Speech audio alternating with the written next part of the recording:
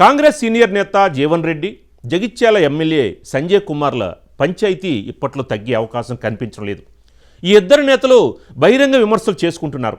కాంగ్రెస్లో సంజయ్ చేరికపై అవకాశం వచ్చినప్పుడల్లా జీవన్ రెడ్డి విమర్శలు చేస్తూనే ఉన్నారు. అయితే సంజయ్ కూడా అదే స్థాయిలో కౌంటర్ ఇస్తున్నారు.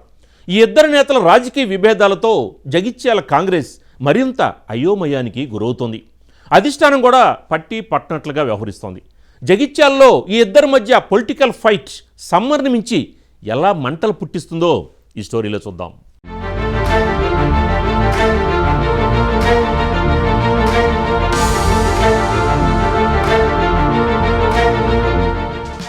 సుదీర్ఘకాల రాజకీయ అనుభవం ఉన్న నేతగా జీవన్ రెడ్డి అంటే తెలుగు రాష్ట్రాల్లోనే కాదు, దేశ రాజకీయాల్లోనూ ఒకంత సుపరిచితుడు. అలాంటి జీవన్ రెడ్డి సొంత పార్టీపైనే విమర్శలు చేస్తున్నారు. స్థానిక ఎమ్మెల్యే సంజయ్ను టార్గెట్ చేస్తూ విమర్శలు చేయడంతో ఇక్కడ రాజకీయాలు ఆసక్తిగా మారుతున్నాయి. గత అసెంబ్లీ, పార్లమెంటు 2 ఎన్నికల్లోనూ జీవన్ రెడ్డి బరిలో దిగి వాటింపాలయ్యారు. అంతేకాకుండా జగిత్యాల బీఆర్ఎస్ ఎమ్మెల్యే సంజయ్ కుమార్ కాంగ్రెస్తో కలిసి పనిచేస్తానని ప్రకటించడం, ముఖ్యమంత్రి రేవంత్ రెడ్డిని కలిసి సన్నిహితంగా మెలగడంతో ఈ పంచాయతీ మొదలైంది. అప్పట్నుంచి Jeevan Reddy versus Sanjay Kumar internal fight మొదలైంది. ఫ్లెక్సీల ఏర్పాటు నుంచి మొదలుకుంటే ఇద్దరు నేతలు పరోక్షంగా ఒకరిపై ఒకరు విసురుకుంటున్న ఆరోపణలు, ప్రత్యారోపణల పర్వంతో కాంగ్రెస్ రాజకీయం జగిత్యాల్లో సమ్మర్ కంటే ఓవర్ హీట్కు కారణమైంది. ఈ క్రమంలో తాజాగా కూడా జీవన్ రెడ్డి చేసిన వ్యాఖ్యలతో అగ్గి చల్లారిందనుకున్న సమయంలో రావణ కాష్టంలా మళ్లీ భగ్గుమంది. గత బీఆర్ఎస్ హయాంలో 10 ఏళ్లపాటు కాంగ్రెస్ కార్యకర్తలపై దౌర్జన్యాలకు పాల్పడ్డవారే మళ్లీ తిరిగి కాంగ్రెస్ ముసుగులో వచ్చారంటూ జీవన్ రెడ్డి చేసిన వ్యాఖ్యలు పరోక్షంగా ఎమ్మెల్యే సంజయ్కు గుచ్చుకున్నాయి. జై బాపు, జై భీమ్, జై సంవిధాన్ పేరుతో తలపెట్టిన యాత్రలో సారంగాపూర్ రోడ్ షోలో జీవన్ రెడ్డి ఈ వ్యాఖ్యలు చేయడంతో ఎమ్మెల్యే సంజయ్ కూడా కౌంటర్ ఇవ్వాల్సి వచ్చింది.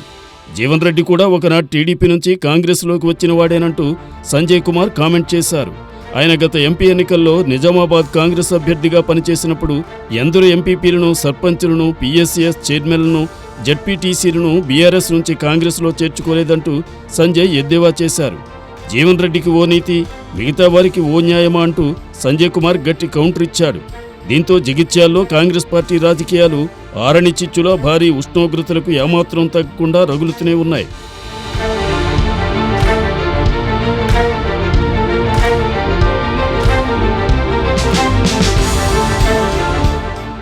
జీవన్ రెడ్డికి ఏ పదవి దక్కకపోవడం, ఆయన పార్టీలో పెద్దలంటూనే ఇగ్నోర్ చేస్తుండటంతో ఆయన మరింత ఆగ్రహానికి గురవుతున్నారు. కాంగ్రెస్ అధిష్టానం వైఖరి, మరోవైపు స్థానికంగా పార్టీలోనే అంతర్గతంగా ప్రధాన ప్రత్యర్థిగా తయారైన సంజయ్ కుమార్ తీరు జీవన్ రెడ్డిని తీవ్ర అసంతృప్తికి గురిచేస్తోంది.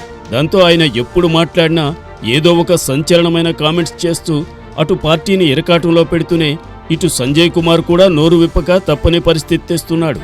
దీంతో జగిత్యాల కాంగ్రెస్ రాజకీయాల్లో ఈ ఇద్దరు నేతలు తరచూ విమర్శలు చేసుకోవడంతో కార్యకర్తలు మరింత అయోమయానికి గురవుతున్నారు.